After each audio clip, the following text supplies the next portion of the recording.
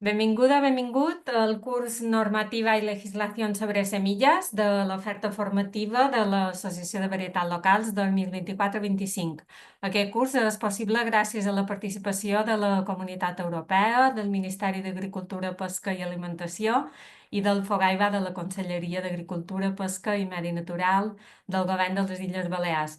També, com cada curs en línia, agraïm el suport de la xarxa ICTIP, Iniciativa de Custòdia del Territori, que ens cedeix aquest espai virtual. Nosaltres som l'Associació de Varietats Locals i avui tenim amb nosaltres qui impartirà aquest curs, Maria Carrascosa. Ella és des del 2005, si no m'equivoc, coordinadora de Red de Semilles, també és membre de la Fundació Entre Tantos. Cal destacar sobretot el seu paper com a responsable dels projectes de política alimentària i climàtica i de biodiversitat cultivada de la Red de Municipios por la Agroecología. Així que gràcies, Maria, i endavant. Perfecte, moltes gràcies. Bona vesprada. No sé si abans de començar, com la Bel deia, com ha contat una mica d'on vinc, que sols dir que la coordinació de la red de semilles la fem entre més gent, no sóc jo a soles. Jo sóc valenciana, visc a Meliana, un poble de l'Horta Nord, i el que he preparat avui és parlar-vos una mica de la normativa, d'algunes coses que jo crec que són importants saber de cara a entendre, no, com es mou la normativa de llavor. Però igual, no sé, com vosaltres em veieu i jo vosaltres no, no sé si podríem fer com una presentació de vosaltres, per a que jo sàpiga una mica qui m'està escoltant. No sé si esta proposta us agrada o no, però a mi m'agradaria saber a què us dediqueu, on esteu i sobretot què espereu d'aquestes 2 hores que tenim. Us pareix una bona idea? I si no voleu parlar, ho podeu ficar al xat i així pues, jo puc saber una mica què és el que vos interessa. Bueno, el nom ja el teniu, d'on veniu i això, i què espereu, què us agradaria saber de la xerrada d'avui. N'hi ha alguna persona que vulgui compartir? Ai, que bé. Van Una cara escrivint.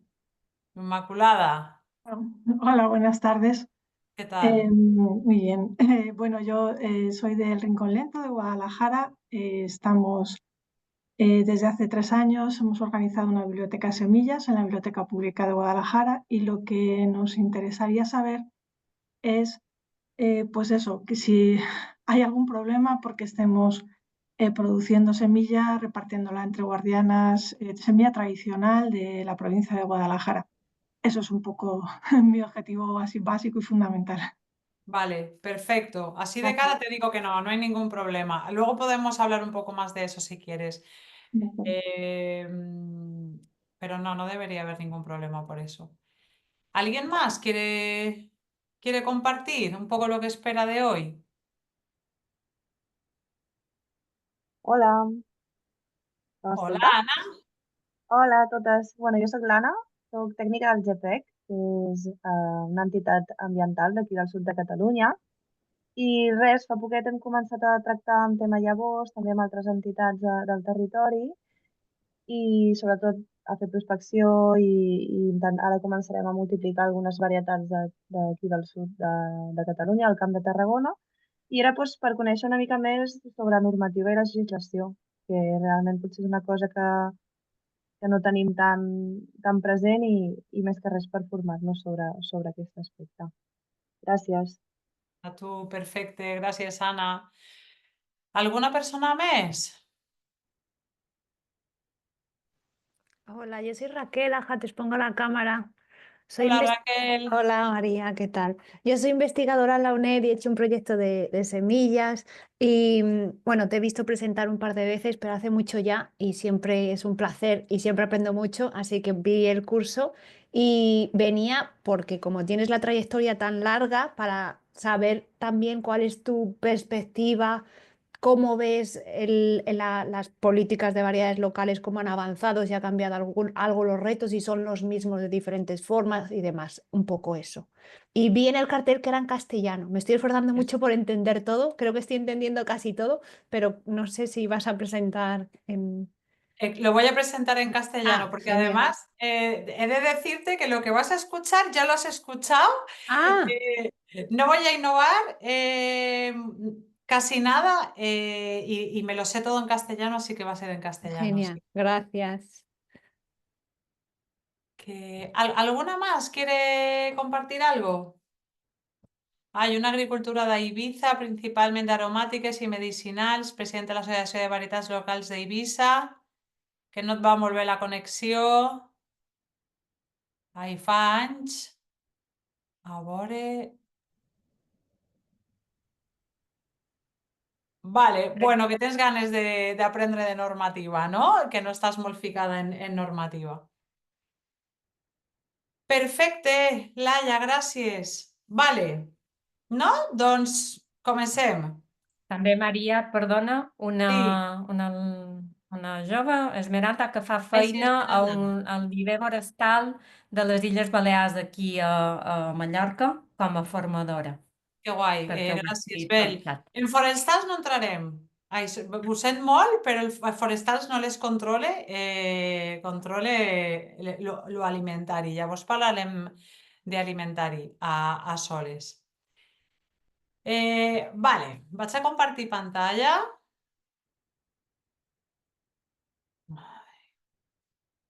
Ja veieu, no? Ah, ai, molla pantalla completa. ¿Sí? Sí, Vale. perfecte. Vale, entonces yo os voy a hablar un poco de la normativa en relación a las semillas y os voy a contar, sí, como cuáles son las principales normas o los principales elementos que se tienen en cuenta a la hora que se han ido teniendo en cuenta a la hora de generar normas que unas con algo de acierto, otras con ningún acierto, todo lo contrario, pues nos han llevado a tener como el marco que tenemos hoy en día y que regula sobre todo la producción, la comercialización y la gestión de la biodiversidad cultivada. De semillas lo primero y la gestión de la biodiversidad cultivada. Tanto es así en el sentido de que las normas que se han ido haciendo y el enfoque de las mismas ha sido tan eh, ajeno, ¿no? A esa necesidad que tenemos de generar marcos que permitan la diversidad, la adaptación, la autonomía en la agricultura, que hace un par de años más o menos comenzó un proceso de revisión de todas las normas de comercialización de semillas en Europa para intentar aunarlas, ¿no? Porque hay como muchísimas directivas, ¿no? Tenemos un sarpullido de directivas y se inició un proceso sí, como de juntar todas esas normas en una sola, primero para facilitar, pero también para intentar abrir en la norma algunos espacios para que entre el aire, ¿no? El aire me refiero a la diversidad, abrir un poco las ventanas, ¿no? De la producción de alimentos y del sistema alimentario para que entre la biodiversidad, porque nos movíamos en un marco que estaba muy alejado de eso. Como luego os contaré, lo que se va proponiendo no es... Ay, ay, voy a quitar un... Antonia, te voy a... Ver, no sé si la pots... Sí, Ara. ja ho he fet, ja ho he fet. Ja Gràcies, està. gràcies, Mica. De Como res. luego veremos, no es que la propuesta que se está moviendo vaya a ser la mejor del mundo, pero la verdad es que no está nada mal. Pero bueno, luego hablaremos de eso. Como Bela ha dicho, me podéis interrumpir como cuando queráis. Se trata más de que hagamos algo interactivo a estas horas que son y sobre todo que pueda solucionar los problemas que podáis tener o las dudas que podáis tener a que yo, bueno, pues os cuente pues el rollo que tengo preparado y que, como le decía Raquel, es un rollo que alguien que me haya escuchado hablar sobre legislación de semillas pues ya ha escuchado. Sí, como introducción yo creo que con eso es suficiente. Así un poco de marco de por qué es importante el insuflar biodiversidad cultivada al sistema alimentario. Esta presentación es algo antigua y es una presentación que se centra mucho en las variedades locales, pero creo bueno, que hoy en día tendremos que trascender un poco el marco de las variedades locales y pensar también en cómo integrar biodiversidad que viene no únicamente de las variedades locales, sino de otras propuestas. Hoy en día tenemos marcos de mejora participativa, nos movemos también en la mejora en sistemas ecológicos de producción. Hay propuestas que visibilizan la contraposición a los derechos de propiedad intelectual, ¿no? Y hablan de semillas de copyleft. En fin, hay como diferentes marcos que pueden nutrir mucho un concepto de biodiversidad cultivada más amplio, que a mí me parece mucho más interesante, mucho más nutritivo, sin denostar toda la propuesta que viene desde las variedades locales.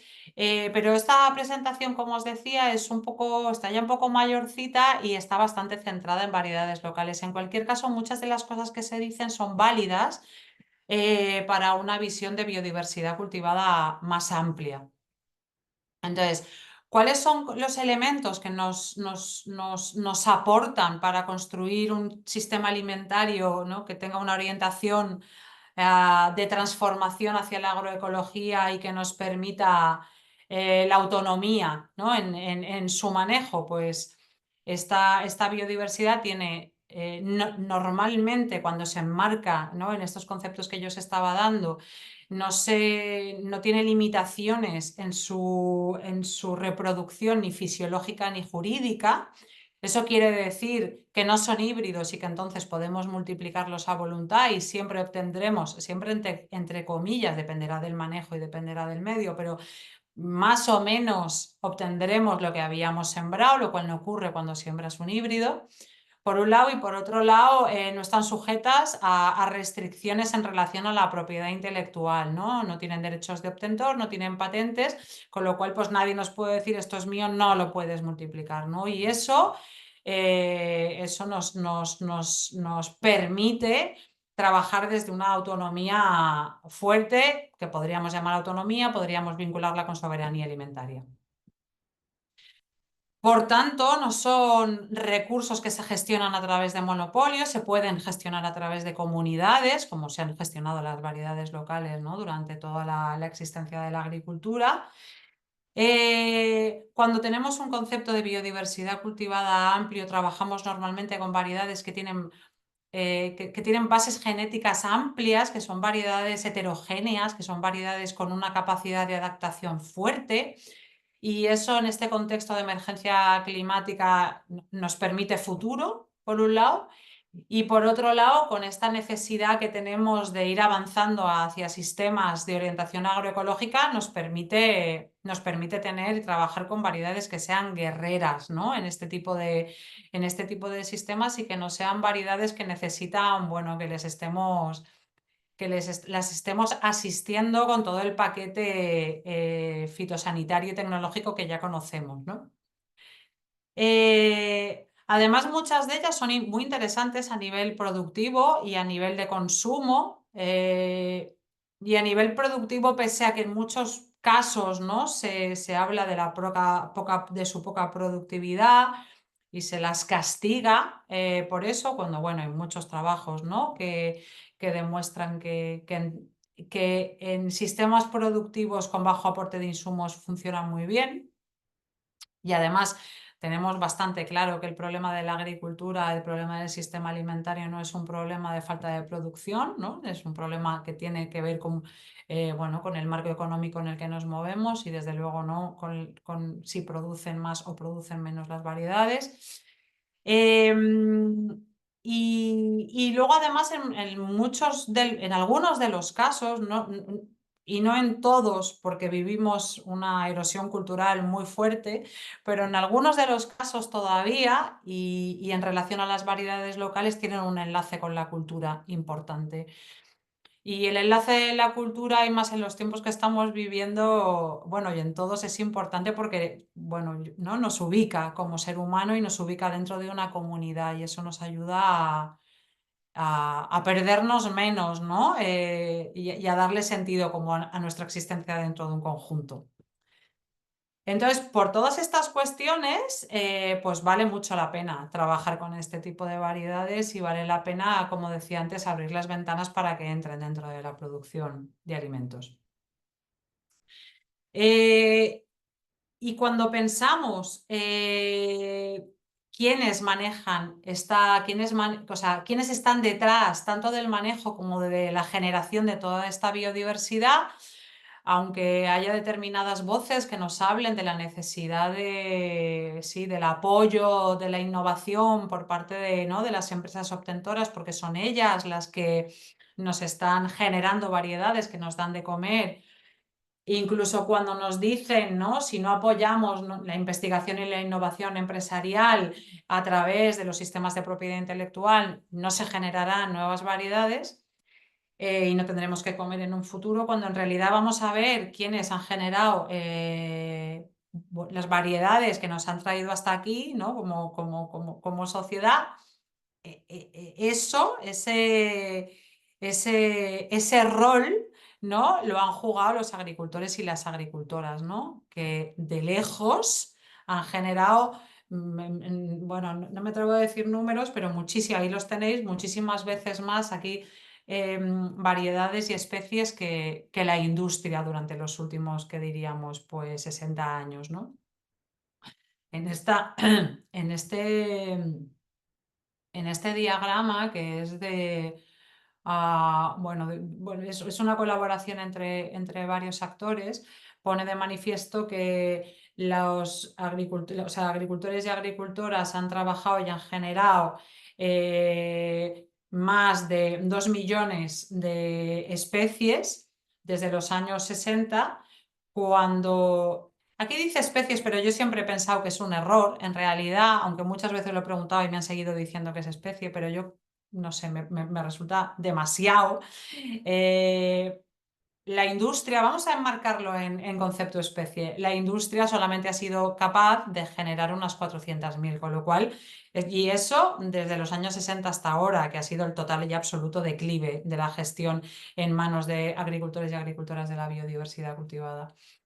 Por tanto, en fin, que las cifras cantan por sí solas y si queremos apoyar la generación de biodiversidad debemos pensar menos en cómo poner en marcha marcos de propiedad intelectual para apoyar a las empresas y tenemos que pensar muchísimo más en cómo apoyar a agricultores y agricultoras que están en el campo, porque son los que al final generan todas estas variedades.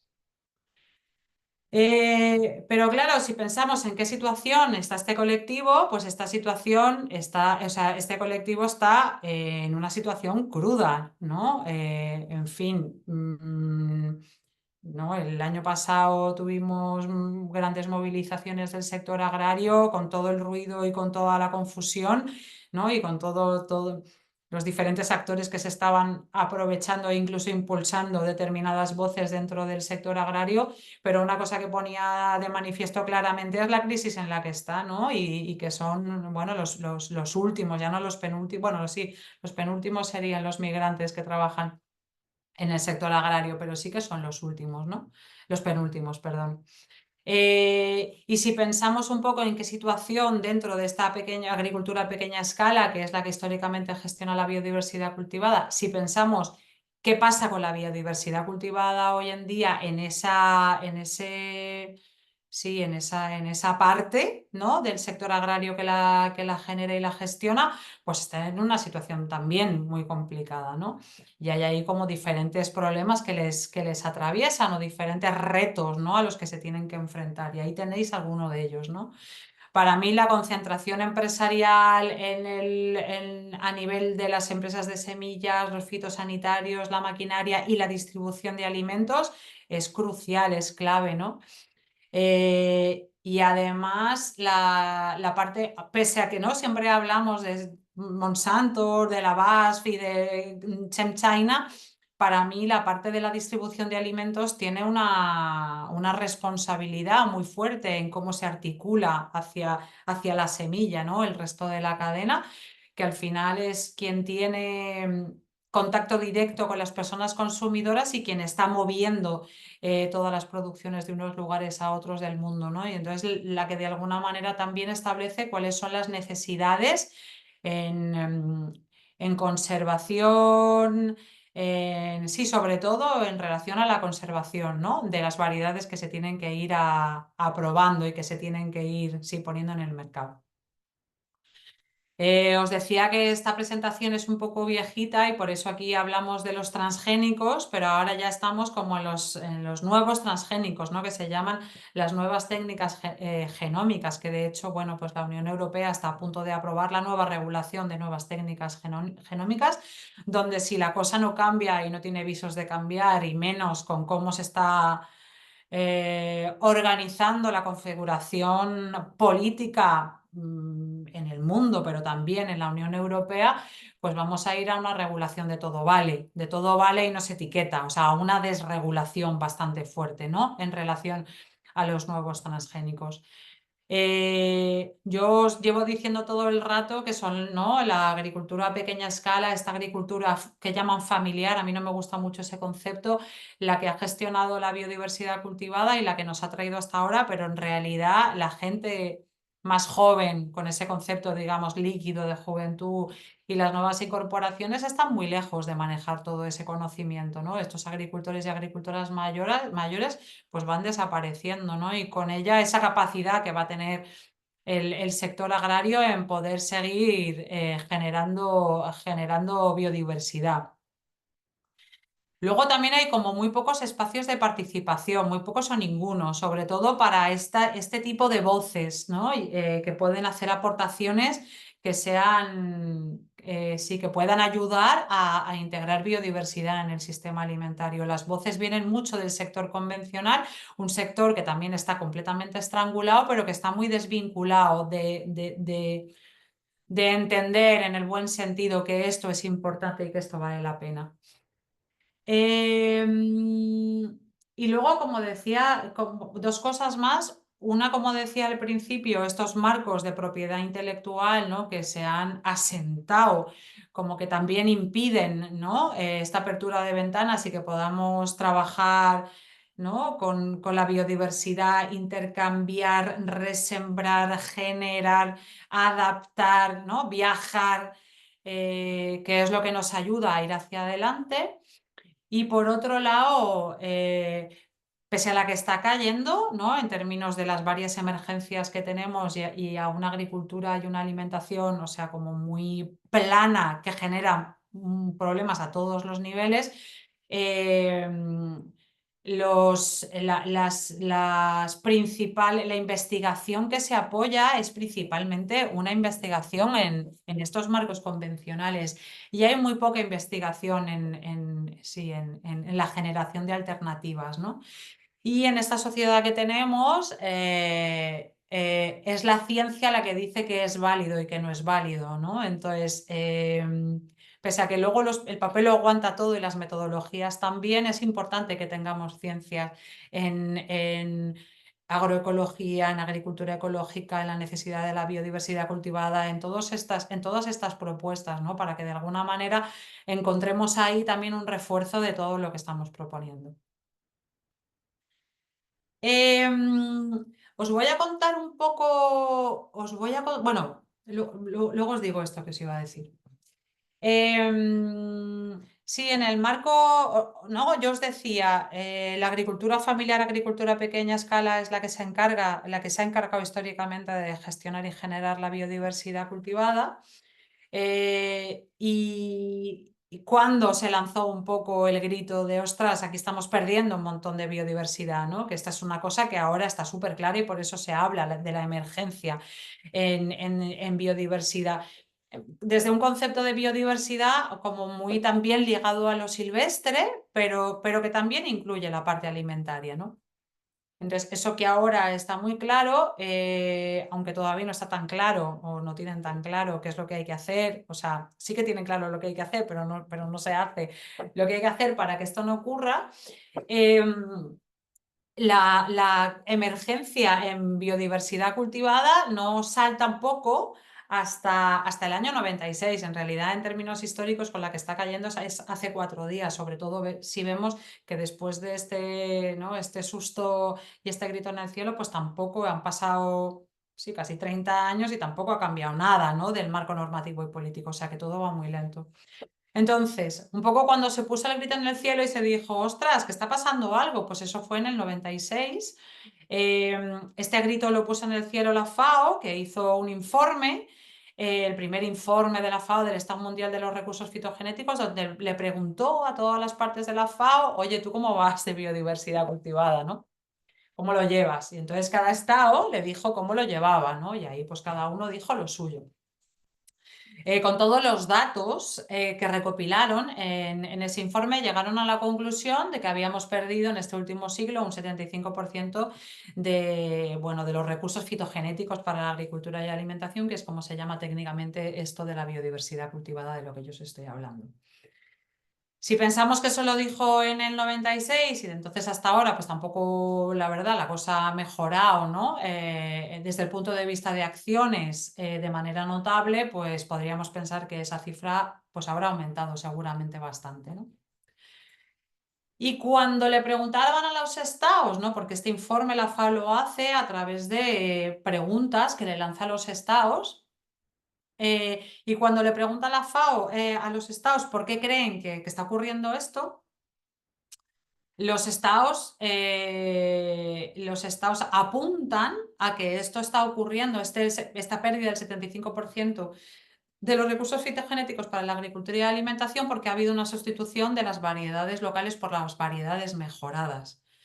Y eso que parece como que sea una respuesta bastante como naif en un momento dado, en realidad lo que tiene detrás es la llegada de la Revolución Verde y la sustitución de una agricultura a pequeña escala, con una estructura familiar, con una base agroecológica bastante fuerte, por todo el paquete de la Revolución Verde, es decir, fitosanitarios, pesticidas, deslocalización de la producción, ¿no? Distribución kilométrica, en fin, todo esto, ¿no? que nos trajo la Revolución Verde.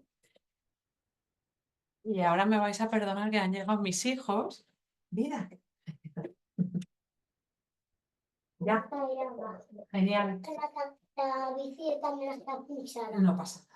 Adeu, Candela. Es que estoy hablando. Luego seguimos, ¿vale?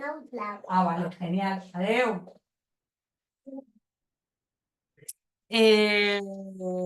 Vale, yo os decía que esta llegada de la Revolución Verde, o sea, ocurrió en parte también porque desde los marcos políticos esto se permitió y se generaron marcos normativos que perpetuaran toda esta propuesta, ¿no? Y esto como que es importante tenerlo en cuenta porque son estos marcos normativos los que nos han traído a esta simplificación de los sistemas productivos de una manera tan fuerte en general y en particular también ha limitado qué semillas y con qué características podían entrar en la producción. Vale, como os decía, voy a mirarla ahora. Como os decía, os voy a contar un poco algunas de las normas relacionadas con las semillas y con la biodiversidad cultivada, que en realidad, sí, estas normas son como un sarpullido que tienen que ver con diferentes elementos y que tienen diferentes visiones sobre ciertas cosas, pero que el hilo conductor de todas ellas es la semilla. Entonces, depende de qué estemos hablando, nos iremos a unas normas que tendrán un enfoque o nos iremos a otras que tendrán otro enfoque. Yo os voy a presentar algunas de las principales. Siempre nos vamos a estar moviendo entre las normas, a lo mejor más, sí, que tienen una mirada sobre la biodiversidad cultivada como un recurso, como un recurso que nos permite obtener variedades con rendimiento, y nos vamos a mover en eso y nos vamos a mover también en y sobre todo con las normas que están dedicadas a la producción y a la comercialización de semillas, con esta necesidad de semillas de calidad como una lógica productivista, ¿no? Como semillas de calidad, sí, semillas de calidad con capacidad productiva y que puedan responder al reto alimentario, ¿no? Algo así. Entonces os contaré de unas y os contaré de otras. Como la primera norma internacional, global, el primer marco global que surge para decir que los recursos genéticos son importantes, es la Cumbre de la Tierra en el 92 en Río de Janeiro. No sé qué edad tendréis alguno, pero tal vez algunos os acordéis, si tenéis más o menos mi edad, que son como unos 49 años. Fue como la primera vez que se puso como la necesidad de proteger la diversidad en el centro, y se empezó a construir sí, como un convenio, ¿no? Como un acuerdo internacional intentando aunar a la mayor cantidad de países posible, donde se estableciese cómo cuidar de la diversidad biológica, metiendo en ese concepto de diversidad biológica todo, ¿no? Lo silvestre y lo cultivado. Pero esta fue la primera vez. Y ahí esta fue la primera vez también que se habló de la necesidad de velar por los recursos genéticos, por las especies y por los ecosistemas. Esto que ahora a lo mejor nos puede parecer de cajón de pino, en aquel momento fue bastante revelador.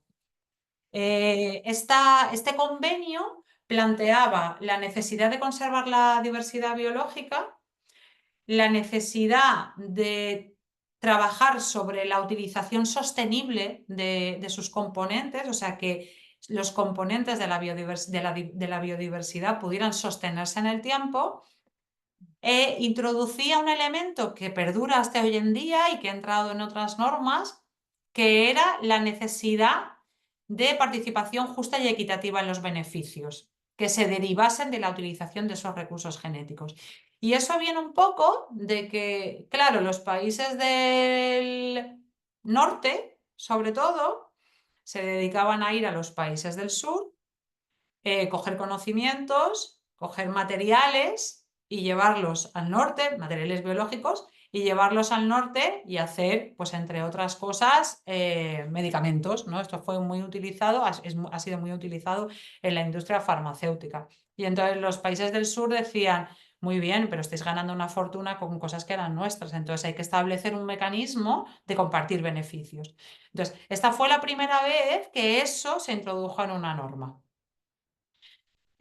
También fue la primera vez que se habló de la importancia del conocimiento tradicional.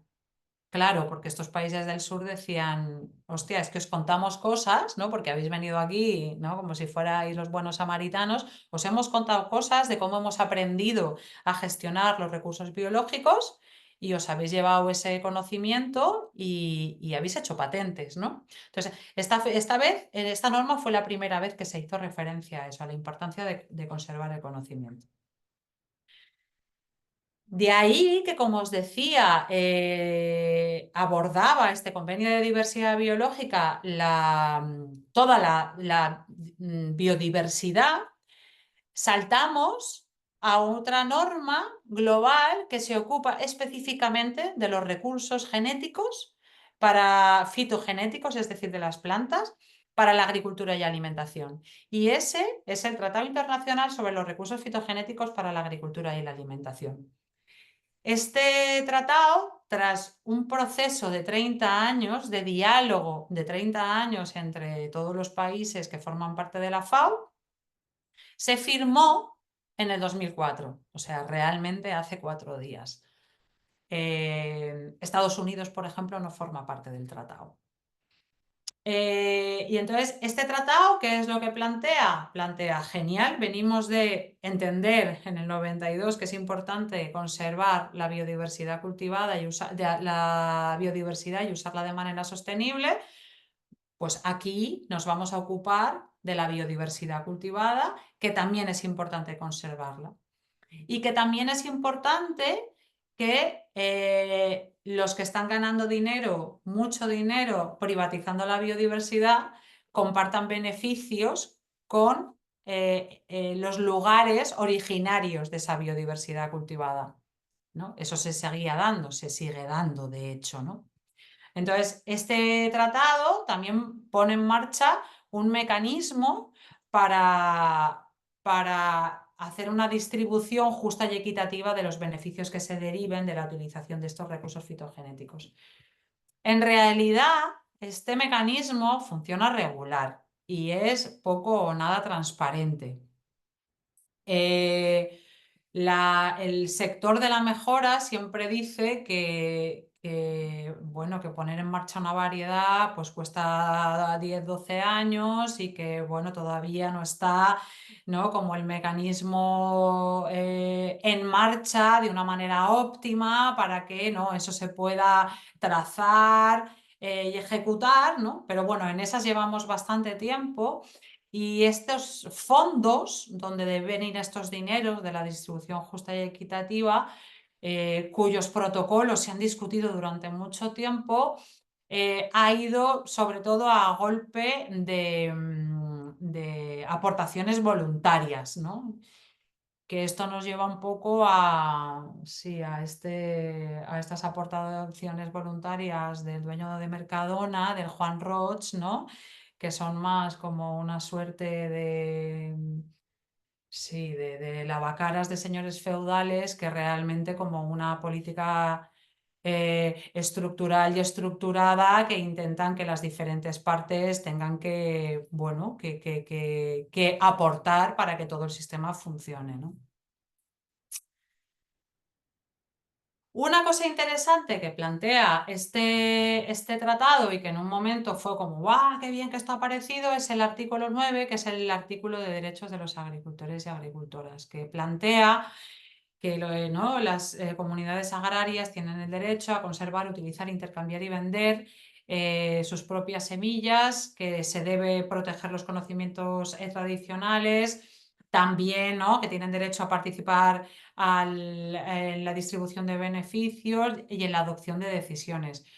Este artículo, que fue recibido como algo como muy innovador y muy positivo, ¿no?, que venía un poco a recoger las demandas de gran parte de la sociedad civil, ¿no?, que esto de la semilla era un derecho, ¿no?, y este derecho a los actores agrarios se le tenía que reconocer y como legalizar, ¿no?, y generar un espacio para él en la norma. En realidad, este artículo, como al final lo que dice es algo así como con arreglo a la legislación nacional y según proceda, pues está supeditado al marco normativo de cada país, ¿no? Y entonces ahí pues pierde muchísima fuerza y muchísima capacidad de ser realmente transformador. Posteriormente a la aprobación del tratado en el 2004, en el 2018 se aprobó, yo creo que fue en Nueva York, la Declaración de Naciones Unidas sobre Derechos de los Campesinos y otras personas que trabajan en zonas rurales, donde también tiene un artículo, no me acuerdo ahora mismo cuál es, tiene un artículo del derecho, ¿no?, de los agricultores y agricultoras a las semillas. Pero en realidad esta declaración es una declaración voluntaria y es una declaración de intenciones, con lo cual, bueno, pues un poco lo mismo, ¿no? Carecemos de un marco de obligado cumplimiento para los estados de poner en marcha y darle lugar, ¿no? en políticas públicas, en normativas y en financiación también al derecho de agricultores y agricultoras. Entonces, al final, ¿no? Pues este tratado internacional pues, se ha quedado, lamentablemente, en un instrumento que facilita que las empresas accedan a bancos de germoplasma, porque crea una cosa que se llama el sistema multilateral de acceso y distribución de beneficios, donde las empresas que quieran participan en este sistema y pueden acceder a los materiales que hay pues, en todos los bancos de germoplasma de todo el mundo. No de todas las especies, de una parte de ellas, pero bueno, para esas especies pues les propone un sistema bastante facilitador. Entonces, bueno, pues tampoco todo lo que pudo haber sido, pues no ha sido. En cualquier caso, ¿no? Muchas veces se utiliza como marco porque como es lo que hay, pues más vale eso que nada, ¿no? Pero no ha tenido toda la potencia que podía haber tenido. Ahora os quería presentar un poco, hemos visto la norma del Convenio de Diversidad Biológica y el Tratado Internacional, ¿no? Que son estas dos normas que velan por la conservación y la sostenibilidad de esos recursos fitogenéticos para la agricultura y la alimentación como recursos que nos pueden permitir obtener variedades, sobre todo, como os decía. Y ahora vamos a ir a analizar las normas que lo que plantean es sí, generemos nuevas variedades, pero ¿de quién son estas variedades, ¿no? Como que proponen marcos de propiedad intelectual. Y aquí, como la madre del cordero, es la UPOV, la Unión Internacional para la Protección de Obtenciones Vegetales. Esta es como la patronal a nivel global de la propiedad intelectual. Esta UPOV, que tiene sede en Suiza, como no podía ser de otra manera, se creó en el 61 y lo que hace es velar por los intereses económicos de los mejoradores.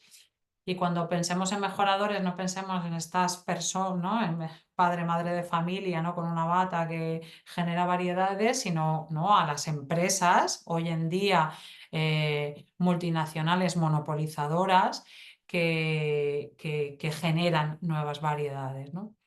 Y son marcos que lo que hacen es restringir la producción y la comercialización a los detentores de estos derechos, ¿no? Y luego además, si la razón por la que la UPOV plantea que esto es necesario, esta restricción, ¿no? de la producción y la comercialización en manos de los detentores de los derechos, es por incentivar la obtención de nuevas variedades, ¿no? Con ese mantra falso de que o se incentiva la generación de variedades a través de derechos de propiedad intelectual o va a haber un colapso y no vamos a tener, ¿no? más variedades nuevas.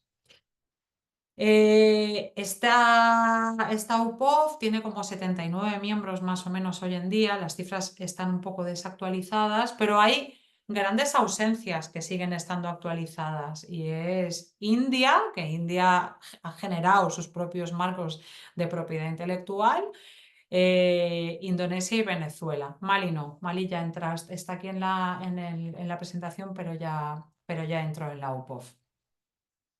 Esta UPOV está ligada al marco de la Organización Mundial del Comercio. La Organización Mundial del Comercio, para vincularse a ella, obliga a que los estados tengan un marco de gestión de la propiedad intelectual, ¿vale? Al final, todo está entrelazado, ¿no? Y unas cosas obligan a otras. Siempre con el interés de que gane la banca, ¿no? Esta UPOV ha ido evolucionando, la propuesta de la UPOV ha ido evolucionando con los años y cada año que ha evolucionado, ¿no? Sacó lo que llaman un acta en el 72, otro en el 78 y otro en el 91. Y cada una ha sido más dura que la anterior, ¿no? Muchas veces, y más ahora como nos cuesta pensar que podrían hacerse las cosas de otra manera, pero ya se hicieron de otra manera, ¿no? Entonces, a veces como no hay tanto ruido y las cosas van tan rápido, parece que ¿no? Y las narrativas que se plantean a veces son tan... O sea, tienen una base tan fuerte desde el capitalismo que parece que haya determinadas cosas que no sean posibles, ¿no? Pero eso, como os decía, no es verdad porque ya fueron posibles antes, ¿no? No hace tanto. Entonces, cosas que hoy no son posibles dentro del marco de la UPOF, España forma parte de la UPOF, pues antes sí que era posible. Por ejemplo, el intercambio de semillas protegidas, ¿no? Las semillas protegidas son aquellas semillas que han sido mejoradas por una empresa que dice, este material es mío y quien quiera usarlo, quien quiera producirlo, me tiene que pagar, ¿vale? Estamos hablando de eso.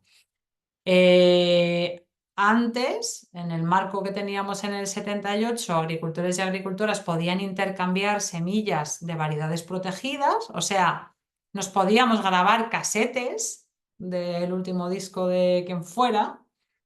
He pensado en Madonna, en realidad, claro, porque es que como ahora ya no hacemos eso, no se me ocurre ningún grupo actual, pienso en Madonna. Pero con el marco que tenemos hoy en día, que es la POF del 91, eso no se permite ya, no nos podemos grabar cassettes de nadie, ¿no? Vale, ¿y cómo se aterriza esta propuesta de la UPOF, este marco que la UPOF plantea en el caso del Estado español? Pues a través de esta ley, ¿no? Que os he puesto ahí, es la ley 3/2000 del régimen jurídico de la protección de las variedades, de las obtenciones vegetales. Las obtenciones vegetales son esas variedades mejoradas que yo digo que son mías, ¿vale? Y que quien quiera utilizarlas pues me tiene que pagar. Para que una variedad yo pueda decir que es una variedad, o sea, para que yo pueda registrarla como variedad protegida y decir que es mía, por eso la protejo, tiene que ser una variedad nueva, tiene que ser distinta a lo que hay, tiene que ser estable. O sea, yo siempre que la siembre, no necesariamente de la semilla ¿no? de la generación pasada, porque entonces los híbridos no podrían ser protegidos, sino siempre que, siempre que vale, que consiga variedades de la misma semilla, digo, de la misma casa, de la misma variedad, tiene que ser estable, tengo que obtener siempre lo mismo y tiene que ser homogénea. Homogénea en el sentido de que la población de individuos que tenga una homogeneidad fuerte. ¿No? La gente que estáis aquí ligada a la producción, que trabajáis con variedades locales o con otro tipo de poblaciones, sabéis que eso no es necesariamente ultra homogéneo y eso puede ser positivo en muchos casos, ¿no? Cuando hablamos de la necesidad de adaptación, cuando estamos trabajando con mercados locales. Pero en el caso de los híbridos, ¿no? Cuando yo planto un híbrido, todo me va a salir más o menos igual, claro, siempre que asista a la variedad en las condiciones que ella necesita, ¿no? Si uso una variedad en un contexto de suelo o de clima más difícil, pues, y no la asisto, seguramente no habrá tanta homogeneidad y habrá también malos resultados. Como esta norma viene para proteger a la patronal y la patronal se protege entre ella, una cosa que plantea es la excepción del obtentor. Y eso lo que quiere decir es, esta variedad es mía, entonces si la queréis producir y comercializar me tenéis que pagar, excepto si eres mi colega obtentor, porque en ese caso, que soy compañero, yo te la dejo y no hace falta que me pagues, ¿vale? Hago un poco la gracia, pero para que espero que se quede, que quede claro. Y luego, además, otra cosa que plantean esta norma del 2000 con respecto a los marcos anteriores de protección de la propiedad intelectual es que aumenta los periodos de protección. Y esto es una cosa bastante común en los marcos de propiedad intelectual, que antes se protegía durante un tiempo más menor, pero conforme estos marcos van avanzando, sobre todo vinculados a los derechos de obtentor, se aumenta la protección en tiempo, ¿no? Entonces, esta norma lo que plantea son 25 años para especies herbáceas y 30 años para leñosas. Luego, en realidad, la dinámica loca que tiene el mercado, por ejemplo, en el caso de los frutales, hace que las variedades se queden obsoletas enseguida. No, no porque ya dejen de ser interesantes, sino porque ahora el mercado demanda otro tipo de variedad, ¿no? Entonces es un mercado súper dinámico, especialmente en el caso de los frutales. ¿Y cómo se queda el sector agrario aquí, ¿no? ¿Tiene derechos? ¿No tiene derechos? ¿Qué pasa? Pues, bueno, pues medio medio. La norma no reconoce el derecho de los agricultores a nada. Habla de la excepción en beneficio del agricultor, ¿no? Que no es un concepto realmente de derecho, es como, ¿no? Es otra cosa. Es una excepción ¿no? a la norma. Y entonces esa excepción lo que plantea es que para determinadas especies, que son algunas cereales, leguminosas, oleaginosas y algunas hortícolas, y siempre que sean pequeños agricultores, y eso está legislado lo que es un pequeño agricultor, en ese caso podrán reutilizar las semillas en su propia explotación de variedades registradas. Entonces yo puedo coger una variedad registrada y siempre que sean para determinadas especies y yo sea una pequeña productora, podré reemplear, no sé, a lo mejor habéis oído hablar alguna vez de la semilla de reempleo, podré reemplear esas variedades. Vale, entonces hemos hablado del marco de los derechos de obtentor, que es como el primero que aparece, ¿no? De cómo generar monopolio, ¿no? En la gestión de las variedades. Pero después del marco de los derechos de obtentor, voy a mirarla ahora a ver, aparecen las patentes, que es como otra vuelta de tuerca, ¿no? En los derechos de propiedad intelectual. Entonces os voy a dar algunas pinceladas de lo que plantea la ley de patentes, que también viene de marcos internacionales, en este caso propuestos por la Oficina Europea de Patentes en el Convenio Europeo de Patentes. Entonces hay cosas que son patentables y hay cosas que no son patentables. Y luego hay, como en todo lo que tiene que ver con la vida, una línea que es muy difusa, ¿no? Y ahí es donde está siempre la trampa.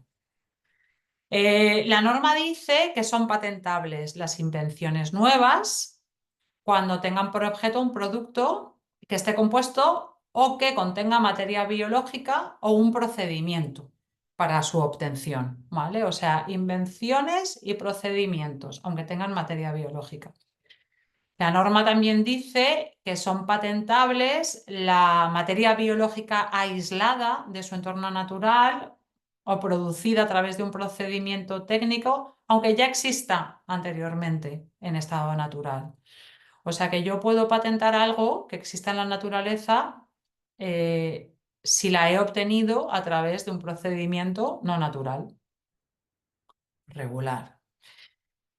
Y por último, nos dice que es patentable invenciones siempre que no se limiten a una variedad, siempre que no estén presentes en una única variedad o en una raza, sino que estén presentes en más de una variedad y en más de una raza. Claro, porque para las cosas que están limitadas a una sola variedad ya tenemos los derechos de obtentor y si no, estas dos cosas entrarían en conflicto, que siguen entrando, pero entrarían en conflicto más directamente. Entonces la norma establece que es patentable un procedimiento siempre que pueda ejecutarse en más de una variedad. Desde que se pusieron en marcha los marcos de patentes hasta ahora, ¿no? Los años 80 hasta ahora, la Oficina Europea de Patentes ha patentado más de 2.400 plantas y 1.400 animales. O sea, hay un montón de patentes hoy en día. Y además no da abasto. O sea, recibe muchísimas más solicitudes de las que tiene la capacidad de ir a probar, con lo cual siempre tiene unas listas infinitas de plantas y de animales para patentar. Y luego hemos visto lo que la norma permite que se patente, pero luego está lo que no permite que se patente. Y no es patentable bueno,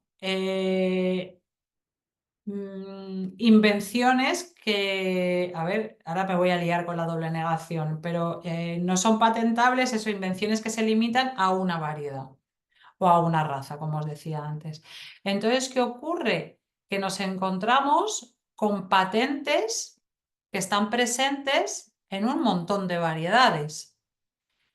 Por ejemplo, aquí en el cuadro tenéis una patente, la primera, la EP 3282016, que es una resistencia en remolacha que está presente en 175 variedades.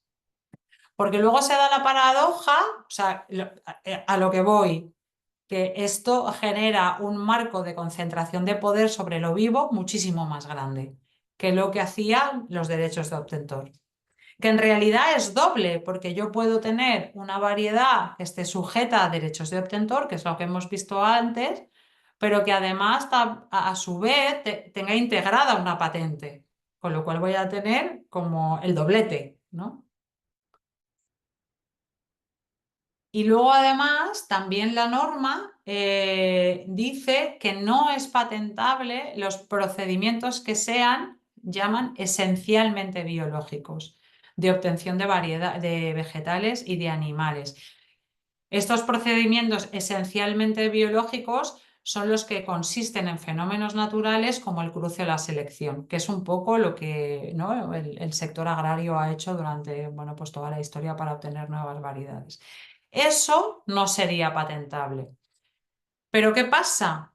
Que si durante el procedimiento yo meto una tecnología que no es cruce o selección, y esa tecnología puede ser la asistencia con marcadores, ¿no?, que es una tecnología nueva, entonces ya el procedimiento de obtención no es esencialmente biológico, ya tiene otra complejidad, con lo cual sí que puede ser patentable. Y entonces, ¿qué pasa? Que muchas veces a un procedimiento de obtención de materiales basado en el cruce y la selección, esencialmente, las empresas les meten determinadas tecnologías que no aportan nada desde el punto de vista de la obtención del material, pero que sí que les ayudan a que el proceso deje de ser esencialmente biológico y que entonces sea patentable. Como por ejemplo ocurrió con este dibujo que tenéis aquí, que es un pimiento que obtuvo Syngenta y que lo obtuvo un pimiento resistente a plagas, a la mosca blanca creo recordar, que lo obtuvo a través de cruce y selección con un pimiento silvestre que habían prospectado muchos años antes en Jamaica y que habían prospectado en Jamaica desde Estados Unidos. Creo que la historia más o menos era así, se lo llevaron a Estados Unidos, ¿no? Siempre como el norte prospectando en el sur, de los Estados Unidos se lo llevaron a un banco de germoplasma en Holanda y entonces Syngenta lo coge en Holanda y lo cruza con, bueno, una línea de pimiento suyo y entonces obtiene un pimiento resistente. Y entonces envía ese pimiento a patentes y entonces le conceden la patente. Esa patente la contestó un grupo de organizaciones de la sociedad civil, yo creo que fue sobre el año 2013 o por ahí, y después de un chorro de años esperando a ver, ¿no?, la revisión de esa concesión de patente, pues se decidió seguir concediéndola, con lo cual, bueno, pues ya está. Entonces, para que veáis que, bueno, que al final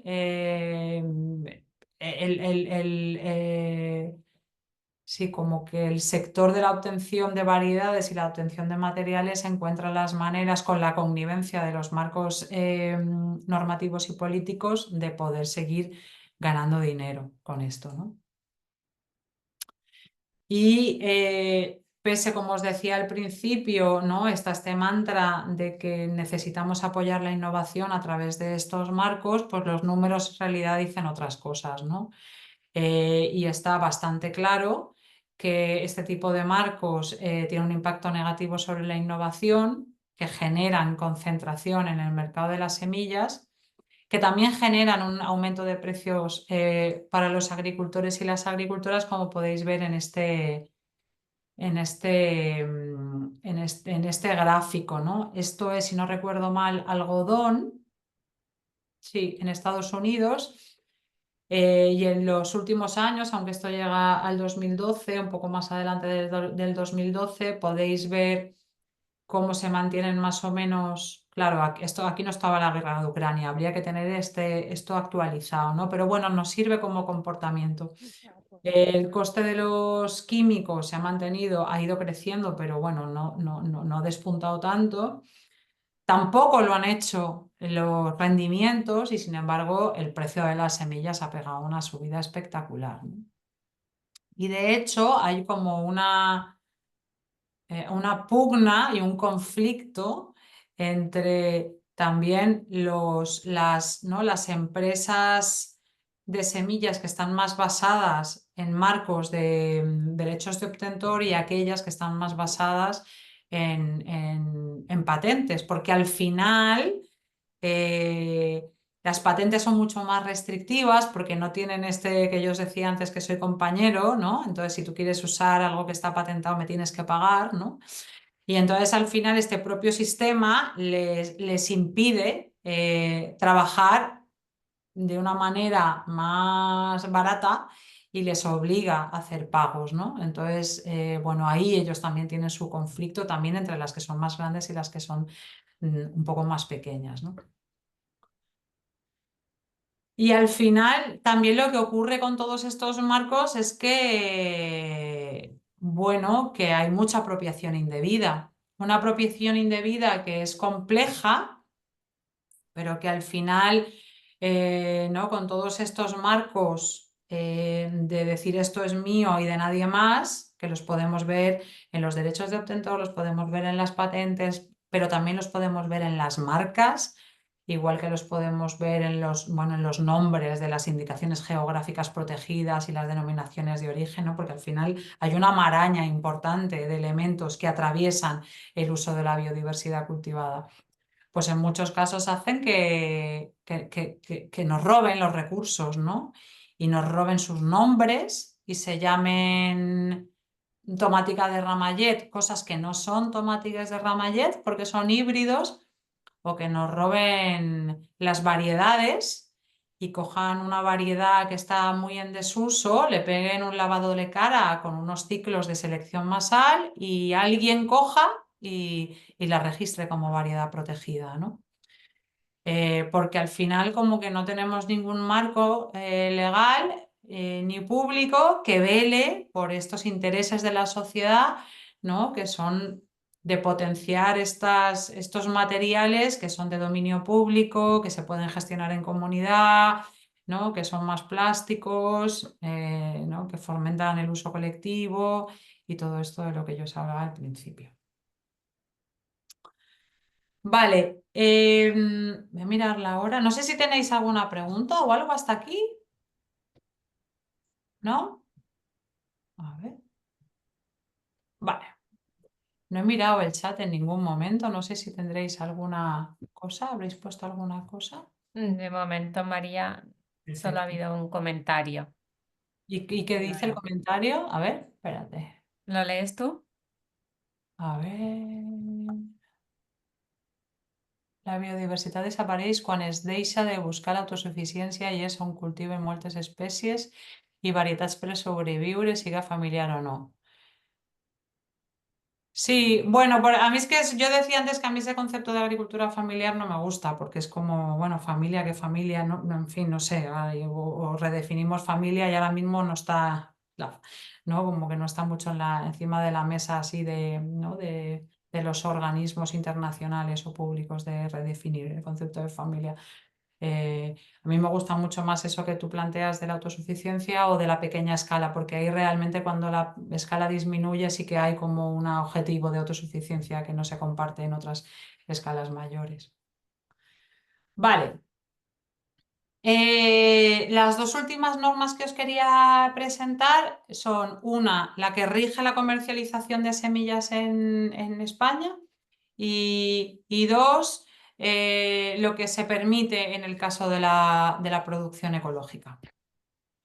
Entonces, la primera, y aquí abordaremos un poco lo que comentaba la compañera que venía de Guadalajara, creo recordar, o Cáceres, no me acuerdo, ¿no? Sobre eso de que no tenemos una biblioteca de semillas y esto que podemos hacer se puede o no se puede, ¿no? Entonces, esta norma, la 30/2006 de semillas y plantas de vivero y recursos fitogenéticos, es la que en España regula la comercialización de semillas.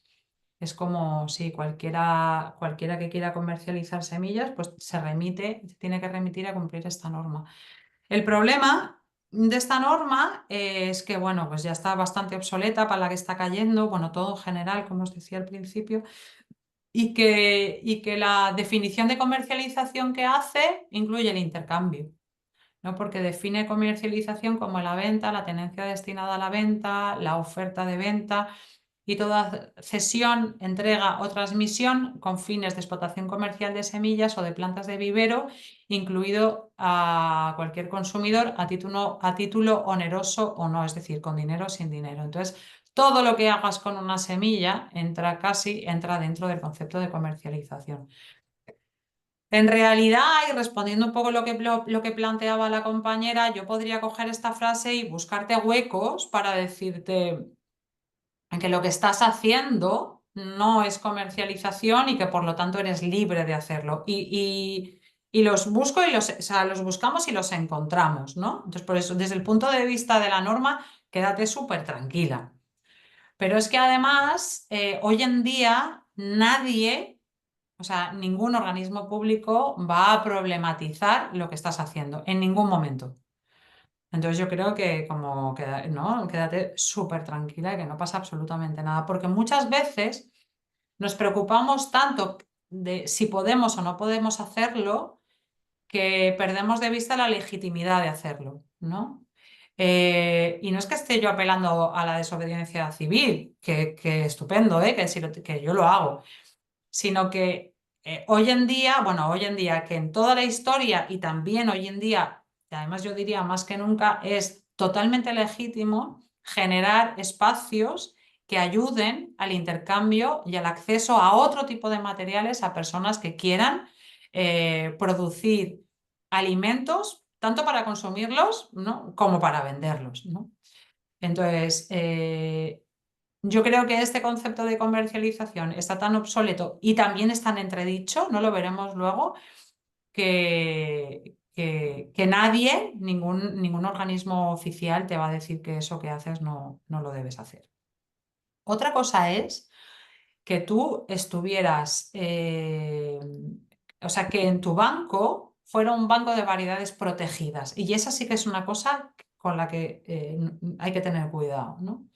Si tú en ese banco tienes variedades protegidas y te dedicas a proveer de variedades protegidas a un grupo de gente, entonces sí, las empresas, la patronal, que es ANOVE, de la propiedad intelectual en este país, llamará a la Guardia Civil y la Guardia Civil llamará a tu puerta y te dirán, oiga, ¿está usted intercambiando variedades protegidas o usted está vendiéndolas o qué? ¿No? Eso sí, pero si no, no.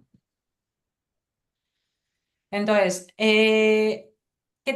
¿cómo tiene que ser una variedad para registrarla? Porque las variedades se pueden, para poder vender semillas de una variedad, tienen que estar registradas en las variedades, en un registro que se llama de variedades comerciales. Pero luego, a su vez, esas variedades pueden estar protegidas o no, ¿vale? Son como dos registros paralelos, ¿no? Para no generar mucha confusión, que esto es bastante confuso. Entonces, para que podamos comercializar una variedad a través de su registro, en este registro de variedades comerciales, ¿cómo tiene que ser esa variedad? Pues tiene que ser distinta en la protegida también, tiene que ser homogénea en la protegida también, tiene que ser estable en la protegida también. Y además, en el caso de los cereales, tiene que tener suficiente valor agronómico o de utilización. ¿Y eso qué significa? Eso significa que en los cereales se decidió en un momento determinado que las variedades que se registrasen tenían que ser efectivamente mejores que las que ya estaban registradas. Entonces, ese ser efectivamente mejores se mide a través de determinados parámetros, entre ellos el rendimiento. Ese listado de parámetros que se miden forma parte del valor agronómico y de utilización. Entonces, para el caso de los cereales, además de ser distintas, estables y homogéneas, la variedad que queramos registrar tiene que ser reconocidamente mejor. Lo cual es un poco innecesario en un momento dado, ¿no? Porque, ¿qué pasa? Porque haya más variedades registradas y en realidad mejor de lo que ya está registrado, ¿en qué condiciones? ¿No? Porque claro, podemos estar en unas condiciones donde lo mejor sea esto y no lo otro, ¿no? Pero bueno, la norma está planteada así.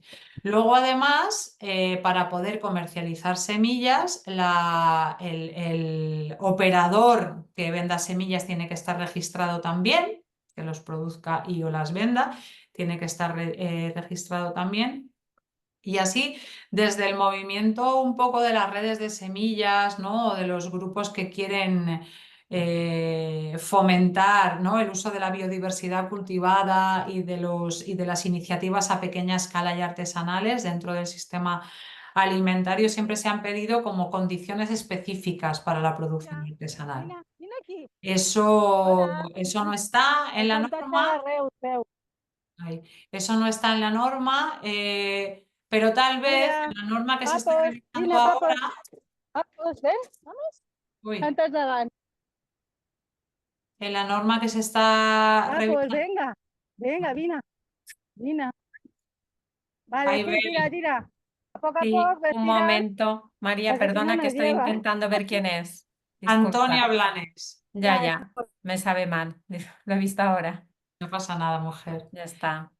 Eso os Gracias. decía, como siempre se han pedido condiciones particulares para las microempresas de semillas, ¿no? Eso nunca ha llegado. Bueno, llegó en una forma que tampoco era del todo muy útil y bueno, y tal vez en esta revisión que se está haciendo ahora, pues pueda llegar.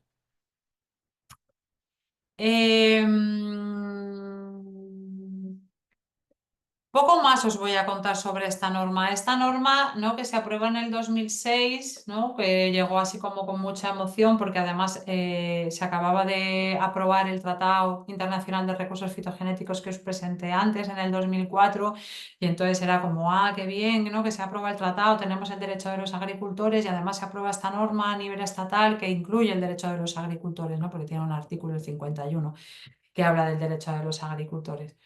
Y en realidad, pese a que plantea algunos elementos, ¿no? Como la protección de los conocimientos tradicionales, ¿no? Y el facilitar la conservación y utilización, ¿no? De los recursos fitogenéticos en manos de los agricultores, en realidad no se ha hecho absolutamente, se ha hecho muy poco y lo que se ha hecho, o sea, no son acciones de impacto, podríamos decir.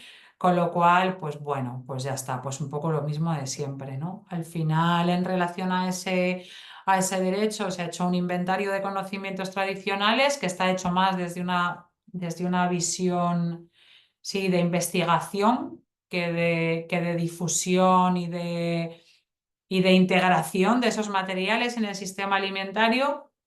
Y luego se ha hecho una estrategia nacional de parientes silvestres de los cultivos que está muy bien, pero que al final también está muy vinculado a la investigación, está muy vinculado a las nuevas líneas de mejora y otra vez pues son como balones fuera de algo sobre lo que todavía no se ha hecho nada, que es cómo ayudar, ¿no? A que agricultoras y agricultoras puedan acceder a más biodiversidad, puedan producir sus propias semillas, puedan tener bancos comunitarios, puedan desarrollar iniciativas empresariales en torno a las semillas y a la mejora, ¿no? Cómo tender hacia marcos que no estén sujetos a la propiedad intelectual, en fin, pues todo eso, ¿no? Sobre eso no se ha hecho absolutamente nada. Y luego otra de los elementos que plantea esta ley es como generar un espacio de participación. Ese espacio de participación se ha concretado en algo que es la Comisión Nacional de Conservación y utilización de recursos fitogenéticos, que bueno, pues yo qué sé, pues más vale eso que nada, pero realmente no es un espacio que se reúne una vez al año con unas temáticas muy acotadas, con los temas candentes fuera del orden del día, porque esto pertenece a otro tema y no tiene que ver con, ¿no?, conservación y utilización, sino que es comercialización y que pues al final es cero transformador, ¿no? Entonces, bueno, esta es un poco como la norma en la que tenemos hoy en día en nuestro país. Y luego, por último, están... no, mira, me faltaba. Hay como dos espacios que se abren en esta norma para variedades que sean menos homogéneas y menos estables. O sea, los dos espacios, digamos, para meter biodiversidad en el sistema son una cosa que se llama las variedades de conservación, que es un espacio normativo que se abrió en el 98 para las variedades locales. Y para utilizar esa posibilidad para las variedades, pensada, ya digo, para las variedades locales, pues se puede usar solamente para plantas agrícolas y para hortícolas, y las variedades tienen que ser distintas, como siempre, estables, como siempre, y pueden ser un poco menos homogéneas. Eso, para el caso de algunas variedades, funciona, locales, o incluso, bueno, otro tipo de variedades, aunque ya os digo que está muy pensado para las locales, pero en realidad para otras no funciona, porque no son estables o no son lo suficientemente homogéneas, aunque sean un poco menos homogéneas que las híbridas, ¿no? Luego, además, la norma plantea restricciones geográficas para la producción y la comercialización, las ubica en un territorio concreto, que eso conceptualmente está bien, porque claro, las variedades locales surgen en un territorio concreto, y se conocen en ese territorio concreto, pero con el nivel de erosión genética y cultural que tenemos, pues en realidad, si queremos impulsar esto, las restricciones no ayudan, ¿no? Hubiera ayudado más a lo mejor haber pensado en una propuesta más de tiempos, ¿no? Como en un cronograma, ¿no?, de restricciones geográficas, ¿no? Pero no iniciarlo todo con una restricción geográfica. Y luego además hay restricciones cuantitativas, ¿no?, de lo que se puede poner en el mercado de estas variedades, que es algo, pues, desde mi punto de vista, totalmente absurdo, ¿no? Primero, porque las variedades locales nunca van a copar el mercado, y segundo, porque, bueno, porque no tiene sentido. Bueno, si coparan en el mercado, ¿qué? Y no tiene sentido ponerles más restricciones, porque ya el propio momento en el que vivimos y el mercado las restringe totalmente, ¿no? La cantidad de semillas que se puede poner en el mercado de estas variedades de conservación depende de la cantidad de semillas en total que se utilizan de cada especie, ¿no? Entonces, bueno, pues es una restricción, como digo, absurda. Es un registro que, como no es del todo interesante, incluso en un estado rico en biodiversidad cultivada y en variedades locales, ha tardado muchísimo en despegar. A nivel español, ¿no?, con esta norma del 2006 se articula el procedimiento de registro y estamos en el 2025 y hay unas 150, miraba esta mañana, variedades registradas, o sea que es bastante poco, y muchas de ellas están registradas por organismos de investigación. Y luego el otro cajón que se puede usar para registrar y utilizar variedades locales sin pasar por el filtro, ¿no?, el filtro, que muchas de ellas no pasan porque no son estables y homogéneas, ¿no?, como se pide en el registro normal, es un cajón que se llama variedades de especies hortícolas, únicamente para las hortícolas, desarrolladas para ser cultivadas en condiciones determinadas, que es un cajón que se piensa mucho de cara al sector aficionado, ¿no? Los sobrecitos pequeños de de semillas, bueno, que no hace falta que cumplan todas las características que el resto de variedades, porque, bueno, total son para personas aficionadas, ¿no? Para pequeños huertos. Y se controla este tipo de mercado porque se restringe la cantidad de semillas que puede llevar el sobre. De hecho, muchas iniciativas, microempresas, ¿no? de semillas que venden semillas de variedades locales, pues han utilizado esta vía, ¿no? En el caso de las Baleares, por ejemplo, eso con el apoyo que habéis tenido del Centro Público de Investigación, muchas de las variedades con las que trabajáis se han registrado como variedades sin valor intrínseco y eso pues ha permitido que se puedan vender sobrecitos de semillas.